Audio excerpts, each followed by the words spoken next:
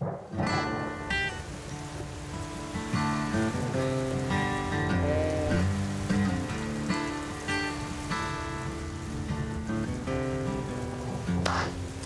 right, we're live.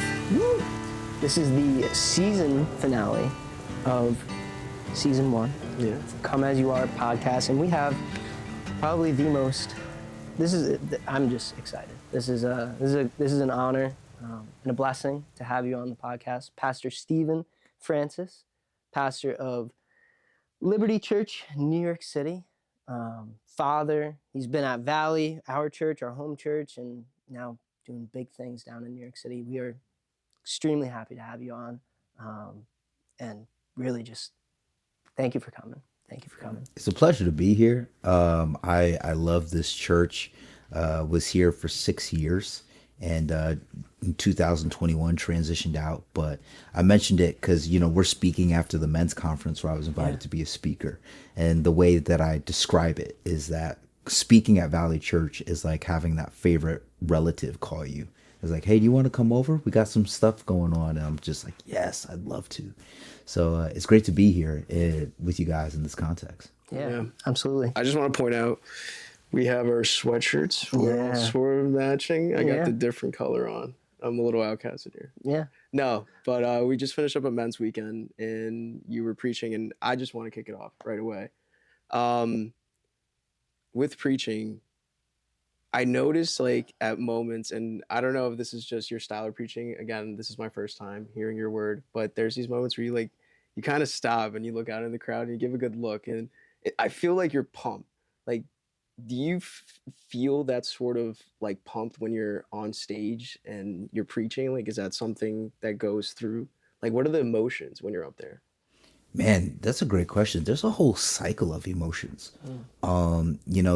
First off, even before I preach, every speaker that does ministry understands that there's 3 levels when it comes to communication. The first level is I want to say something that is good. Like, I don't want to be bad up there.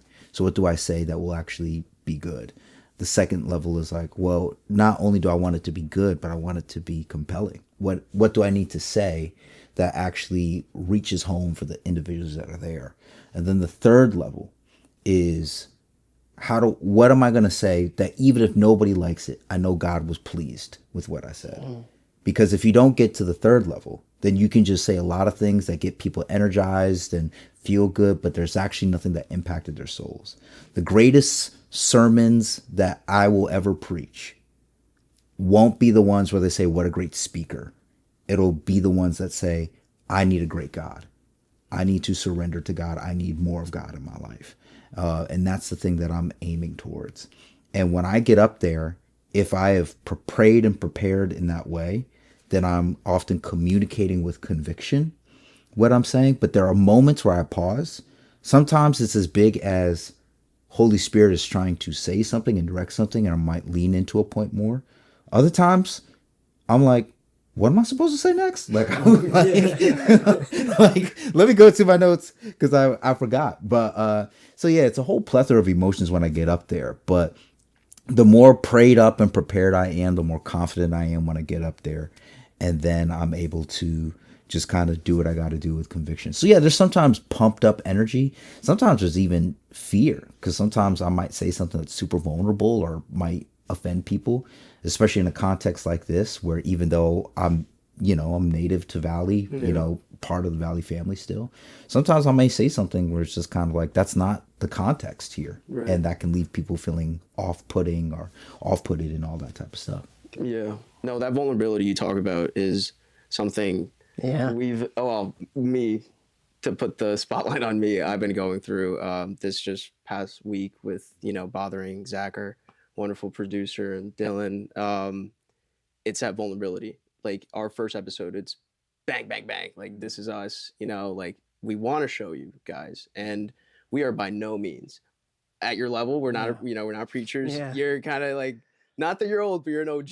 All right? I'll take it. I'll take it. Yeah. So that vulnerability, like, how do you find that pleasing for God more? Because I think that's a huge thing where I was afraid of, even, just putting like my very personal story out there, but also I know it's for God. I know I have to focus on God, right? And again, we emphasize that it's come as you are. We are by no means perfect. We are so hungry and desperate, and that's what God calls for. It's what Jesus calls for, right? So you at your level, what you're doing, preaching for God, that vulnerability, how do you not let that like stop you from continuing your mission? To me, honestly, I believe you can be really inspired by someone who's ahead of you and is doing great things. But often the greatest moments of breakthrough and freedom that you experience comes from the person that was vulnerable. It comes from the person that says, this is something that I dealt with and I found freedom. And it speaks to you in a sense of like, oh, that happens to me too. I didn't realize that that was like a thing that this person, so because there's often just this, it makes sense of why we can think about it, but it doesn't. Where the person that's speaking on stage has accomplished something where they no longer have the problems of the people sitting in the audience. Where it's just like, no, I've just been given a position and a calling to speak here on the stage, but the same vulnerabilities and difficulties that you're having in the audience is just as real to me as it is to you. And my goal is to not only point us to Jesus, but to also be a reminder that I'm following this too. So even yesterday, when I'm talking about how you need to be a blessing in your family and everything, part of being a leader in my family was to apologize. Because there were times I was pursuing things and doing things, not out of a sense of like, this is what God calls me to do, but I was more out of insecurity, rejection, and that was often actions that was done to the detriment of my family. So I can be all day, it's like, you need to do that. But it's when I say, I had to apologize to my wife. I had to apologize to my children that are 5 and under for things that I behaved. Like you could feel a sense of in the room, like, oh, wow, that's crazy. It's like, but that gives me permission to feel like I can do that too. And that be okay. So that's where I'm at. Vulnerability is a priority to me on stage because it has to be a level of I'm not just telling you what God can do. I'm telling you what he did for me as an encouragement that he could do the same in you. Does that make sense? Yeah, that makes perfect sense. Yeah. I like Johnny Chang. I like these guys on YouTube. And he talks about like preaching or like spreading the gospel, not even preaching, excuse me, like literally just spreading Jesus, like who he is you sharing your testimony to really connect first and saying exactly what you're saying, like, okay, God helped me, so I'm telling you how he helped me. And that's hard, like I find that difficult from friends that are not Christian. And, even before this, Zach was talking about bringing friends from, his group and walk of life.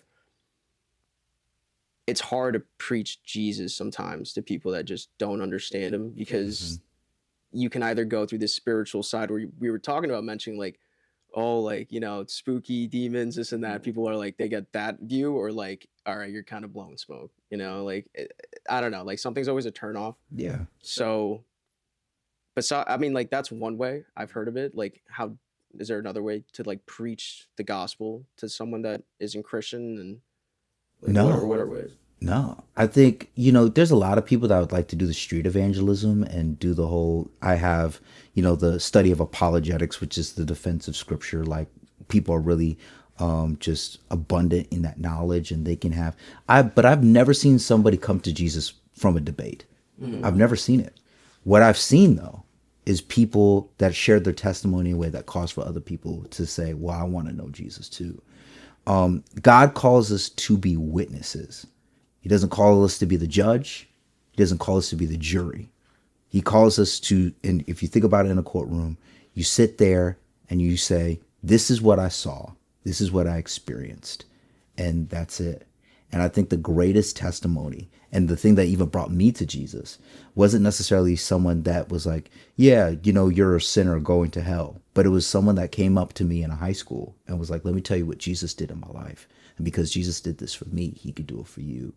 And that to me is the greatest testimony. Because they can't fight against your testimony. Yeah. They can go all day about, well, what does the Bible say about this? Or what about these issues in culture? But they can't take away the fact of like, oh, because of Jesus, this is who you are now. that's incredible. And perhaps that can happen to me too.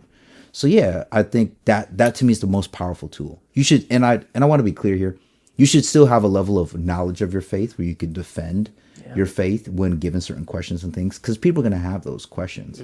But again, that's not going to be the thing that brings people to new life. It's going to be often, let me tell you what Jesus did for me. And there's an invitation for you to experience for yourself, to come and see, as they said in the Gospels. And this kind of brings on to a point too. It's like we're to be in the world, but not of it, right? And one of the things that I really was looking into, 1 Corinthians 9:19, Paul essentially is saying, to the Jews, I have become a Jew to win the Jews. To those under the law, I became like one under the law, though I myself am not under the law, so as to win those under the law.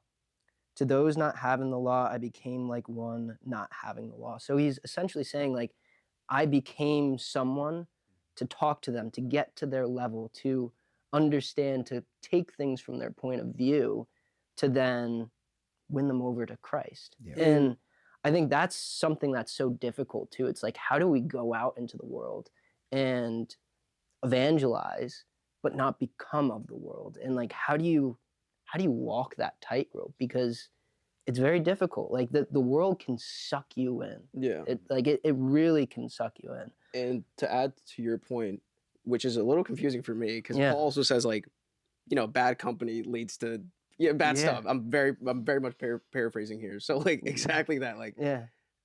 you've talked about like where is your walk, with God? Like how do you feel personally, right? So yeah, I'm gonna throw it right back at you. But yeah, that confuses me. Like sometimes, like, how do I hang out but not, I guess fall to Yeah. sin? Yeah. Yeah. I think an incredible testimony of what it looks like is in the context of like Daniel. Daniel was one of the most incredible, respected leaders in his time, but at the same time was different, set apart from the individuals that were actually working and conspiring against him. So if you think about it, if Daniel worked in the business space, and my church is on Wall Street, so we have a lot of hedge fund, whatever type of deal, stock exchange, all that stuff. He was one of the smartest guys in the room. He was making the company money. He was doing everything in a way that made it seem like, oh man, this guy's about it. But he also lived a life where it's clear that his convictions and his purpose was rooted in something else. And I think where even in that passage in Paul is not saying to become something that you're not per se, but he's more saying, I am meeting them where they're at so that when they hear me, they're able to receive it. Right now, we are in Hopewell Junction, New York, and we had the men's event and all that other type of stuff. But if we did church somewhere in the jungles of Southeast Asia, we would probably have a very different approach to doing ministry, because everything that works here would not work there. And I think what Paul is getting at is like, hey, because we're called to be fisher of men, like what Jesus said to Peter. How do we meet people where they're at in a way that causes for them to say yes to the Jesus that we serve? So a practical way that looks is there's a sense of like, hey, I'm here and I'm hanging out with you guys, but there are certain things that I will not participate in because, that's kind of against my faith. I mentioned even in the men's thing, you can say, hey, my tradition of faith has it where I'm supposed to be a distributor of blessing, which means to share good intentions. Yeah. So I just want to share something to you today. Like some of you guys have friends that are going to the club or whatever, type of things that people are into. And what if you were the person that sent them a text message like, hey, I'm not going to go tonight, but I just want to bless you and just hope that you have a safe night, that you make good choices. If you're open to ever coming to church with me, like I'd love that. But, just letting them know, oh, wow, this person's for me. Like they're not shaming me because of what I'm doing, but there's also an invitation from them to see into their world. And I might be open to that. So I think that's the tension that we have to navigate. It's a tension to manage, not a problem to solve, but that's where we live as believers, especially in a secular culture. that brings up a good point too, because I feel like as you begin to grow more in your faith and you yourself are convicted of kind of what's right and what's wrong, it's harder to not become like a Pharisee in the ways of being so black and white, and this is the rule, this is not the rule, and almost shaming people for not doing the right thing. And I think that's so difficult as you grow in your faith, because it's, you're like, I can't do that. And it's, you're not going to go down that route because, X, Y, and Z will happen. But at the same time, it's like, how do you balance that with your friends and making sure that you're not shaming them by saying, hey, I can't go down that way. Or, just, again, being that blessing.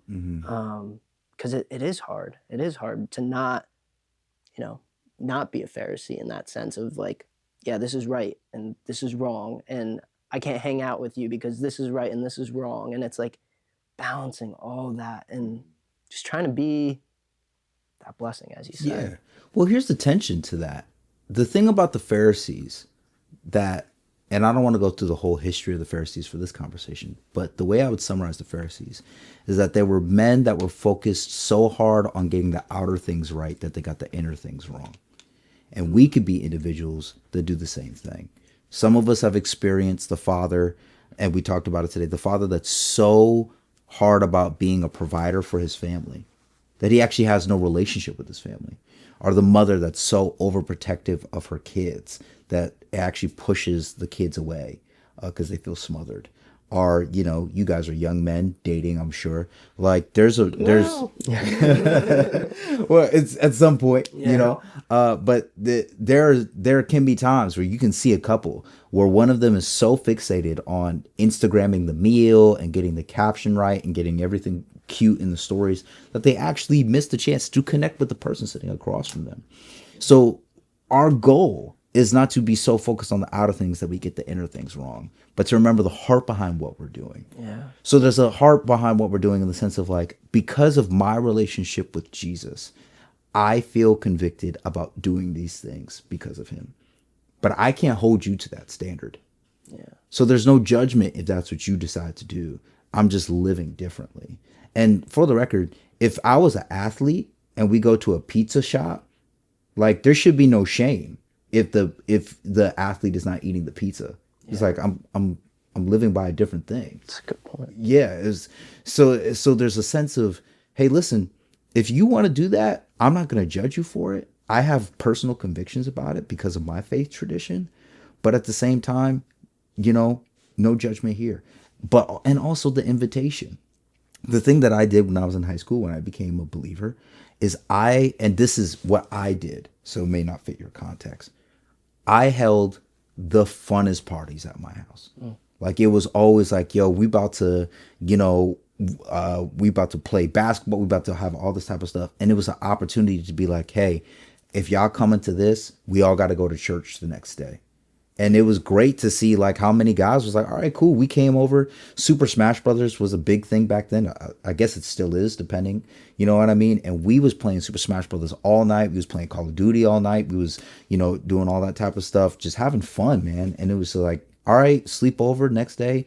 We're all gonna go to church. And that did, like, there's still the ripple effects of the benefits of having those things. So oftentimes it's not just saying no to those things, but also an invitation for them to draw near and experience. And you have to be creative about that. And the Holy Spirit can give you insight on what that looks like. Yeah. Where'd you go to high school? Oh, man. I went to rinky-dink high school in Hartford, Connecticut. Yeah. Wait, are you just saying it's rinky dink or it's called rinky dink? No. It was basically, my wife likes to say I was homeschooled. It was a very small school. I was in a graduation class of 6 people. Wow. Oh, Yeah. okay. Wow, that is rinky dink. It's very rinky dink. It's very small. So I had my friends there, but most of my friends were just other kids in the neighborhood that I had the chance to play with and hang out with. So yeah. It's very interesting to see how, like, and this is just me, and I I feel like I missed a crucial opportunity, but I'm not going to beat myself up about that. But when I was in high school, very different. I would have parties, but it wasn't necessarily like we were doing bad things. We were drinking, we were hanging out, like not really what you're supposed to be doing in high school, but I would still make it a point, like no matter whose house I was at, or even if they were at my house, I was like, hey guys, I have to go to church the next day. And like that was always the thing. No matter what I did that night before, I still made it a point to get to church. And it's definitely not the best example of being a Christian, but I still, made it to church. And I think that's the thing. I look back at that and I could have, and I'm not a shoulda, woulda, coulda person, but for those who are in that situation, you're in high school and that might be what you do on the weekends. The first thing, just invite your friends. Don't just say, yeah, I'm going to church. Like, you guys should come. Like, you could still do this. Maybe not the best thing, but as long as we get to church the next day, like, and then just watch how that's going to slowly change your life, because it did change in my life. Like, I stopped doing that the night before, and I stopped partying and doing real bad things the night before, and my life changed, and also the people that I hung out changed too. So it's just about making those changes in your life and trying to bring people with you at the same time, and not just doing it on your own, because this life, we're called not to do it on our own. We're called to do it with other people. Indeed. I wouldn't even go most of the time. So, but, I have a question also for you where granted, you had 6 people in graduating class, we had, I don't know, like 500, 600 around there. So, and even Arlington more so around here, the local high school. I always have this question and it's hard to answer. And I feel like now walking with Christ, it's helped me a lot to better understand it. And it's a big thing with choice. But, it's like, why did God allow the enemy to have his tree, to be there in the garden? And it's always been really, really confusing for me, because I sometimes think in fairy tales. My mind is very crazy. But even in today's world, where New York City, you walk down New York City, you see temptation, no joke, probably on every other block, right? Whether it's a smoke shop, and it can go down the line. Yeah.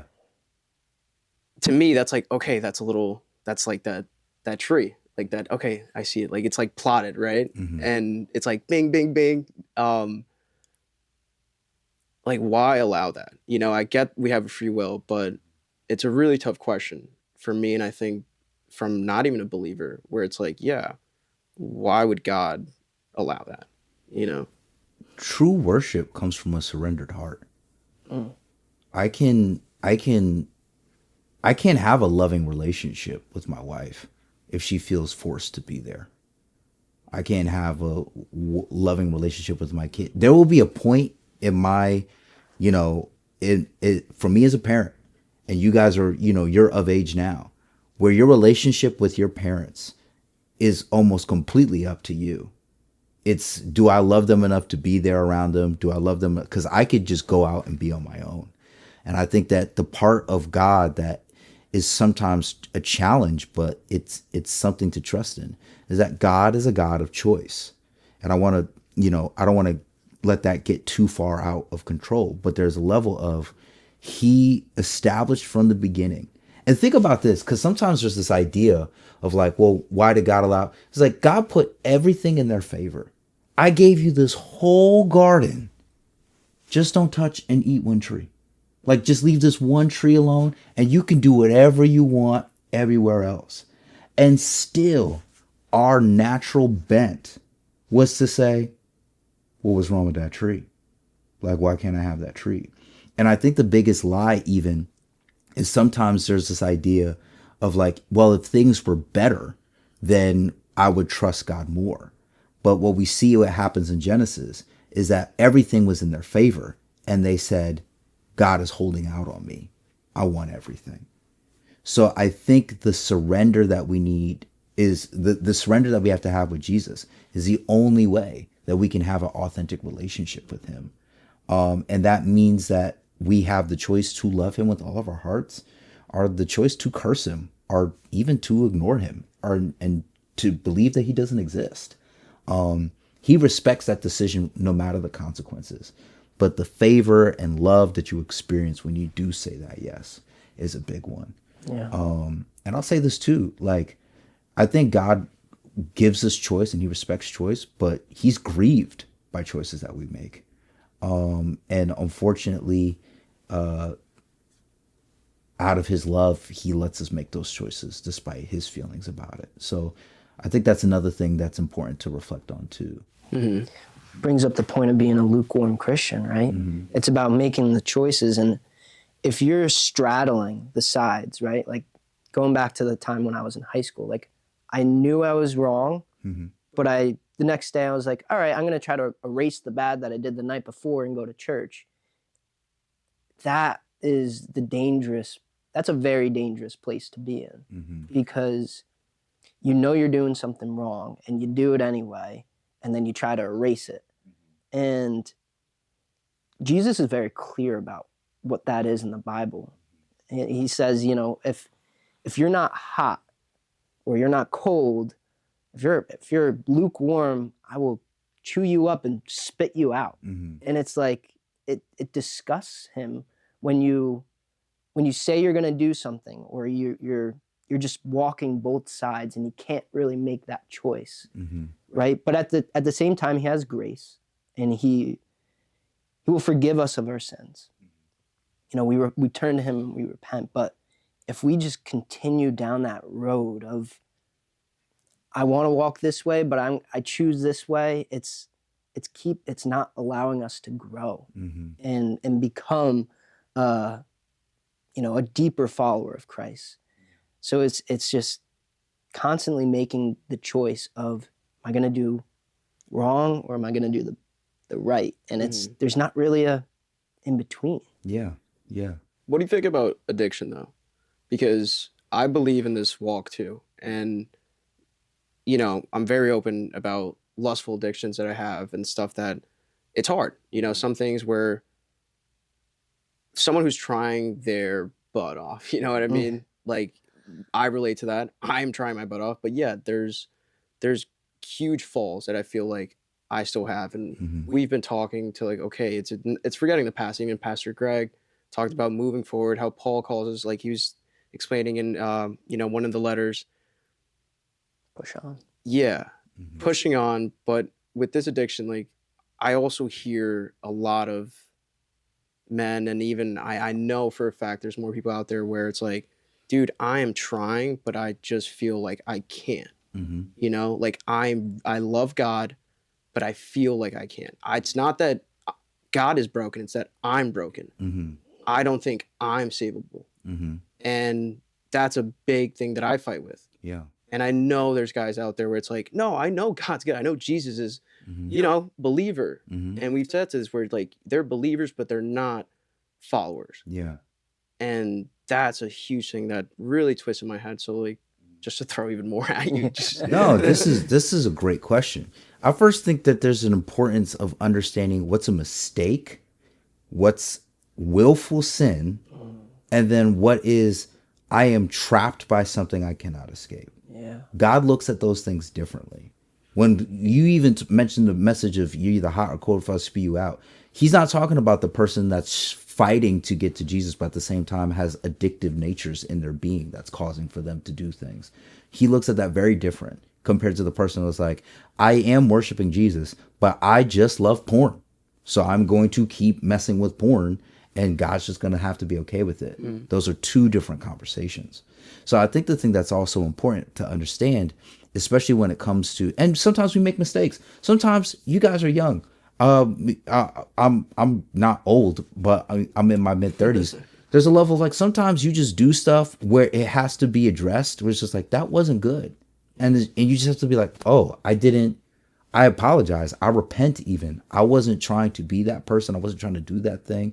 And again, I think God looks at that very differently than like, I know that stealing this camera is bad and I will steal this camera because I need to film my own podcast, whatever the case, for the sake of example here.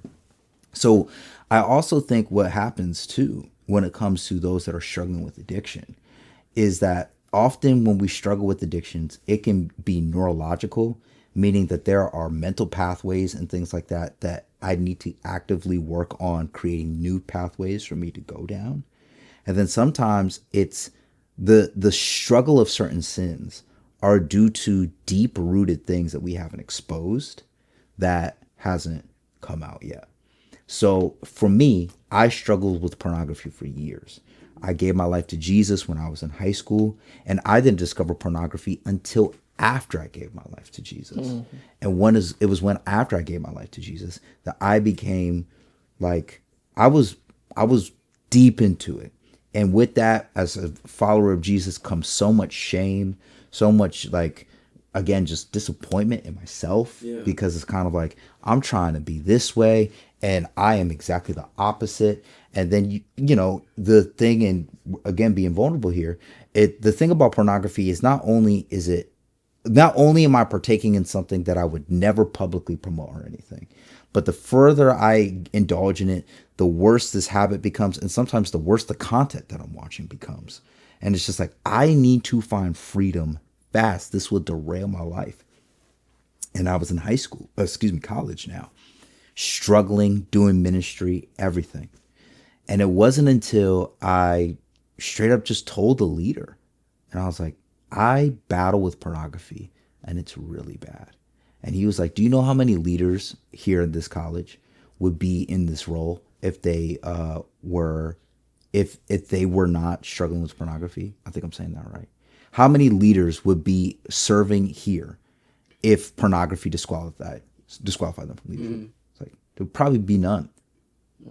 It's like this is a multi-billion-dollar industry. You are not the only person. Yeah. However, there is a road to help, and it will not happen in isolation. And I joined an incredible organization called Pure Desire. And Pure Desire, after about several months, they uncovered the brokenness I was dealing with. They gave me habits. They made me have to call and confess and all that type of stuff. And I have been years now pornography free. But the point that I'm trying to get to is a part of that process was seeing God's love for me, even despite the sin that I was dealing with. Yeah. Romans 7 is, "O wretched man that I am, who will free me from this body of death?" Romans 8, "Nothing shall separate me from the love of God." And that's where I put my hope in. We lose discouragement if it's one without the other. And I think that's the thing that we need to do to start. And is this helpful? No, this is helpful. And it reminds me of just one of the sermons I heard from you, just kind of studying up on you, where you said, like, you know, the awe of God is found in the hunger for God. Mm-hmm. And that spoke to me like crazy, because it's one of my favorite lines, you know, within just Jesus saying, hey, like those who are thirsty and hungry, like they will receive the righteousness, right? So it motivates me, and you know, I'm sure somebody's motivated, because that's such a big thing that goes within a man's mind, at least, and girls do it too. Yeah. There's been plenty of that where I've heard, and even testimonials through YouTube, and ways where I'm trying to battle this, not me, I'm giving it to God, but filling my mind with God stuff that I can, right? Because that's a way of combating this. But and I think it's beautiful too, because we just had a group leader thing where our pastor George talked about the book of James, and it talks about, you know, praying over one another and sharing these things, and you going forward to your leader. That speaks volumes, and I'm sure, because everybody just wants to hide, you know, everything, and yes, be very pharisaical, like he's talking about. I mean, to go on that point, I struggled with porn, and when I started in middle school, all the way up until about, I don't know, call it 6 months ago. And it's still a struggle, but I've been, I don't know, probably, this is the longest stretch of in the past, call it 10 years, 12 years, I don't even know, that I haven't watched it. And where it started was with Heber. And we were just in the parking lot talking. And I never told anyone because I was so ashamed because I've been going to church for all my life. And I'm like, this is like, someone's going to look at me differently because I've been a Christian for all my life. And this is something that I'm struggling with. It was all about, what is someone else going to think about me when they find this out? And I talked to Heber. I'm like, dude, I struggle with that. I struggle. And it's a sexual world too. Yeah. That was a big thing we talked about. It's such a sexual world, and it's promoted. It's like, yo, like, especially, I know with guys, it's like, oh, how many girls have you slept with? Like, it's this hierarchy that, you're battling with. And it's beautiful now because sexuality is loved by God. Yeah. God loves sex. God created sex.